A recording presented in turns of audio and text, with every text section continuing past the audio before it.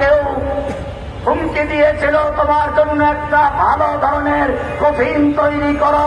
তিনি বলেছিলেন, উত্তর দিয়েছিলেন, আমি ঘুষ খেয়ে হারাম খেয়ে শরীরকে মোটা তাজা করি নাই, আমার জন্য উন্নত মানের কফিনের প্রয়োজন নেই, সাদা সাবন হলেই চলবে। আল্লাহ এই বাচ্চাটাকে হেফাজত করো।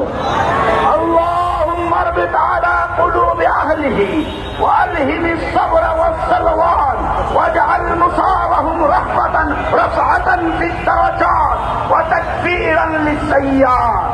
আল্লাহ রাব্বুল আলামিন তার সমস্ত গুনাহগুলোকে মিটিয়ে তাকে জান্নাতের আলা মেহমানসহ কবুল করুন।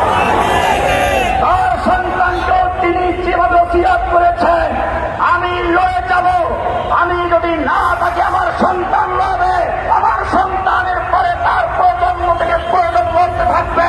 আল্লাহ রাব্বুল আলামিন তার সন্তানকে সেভাবে কবুল করুন।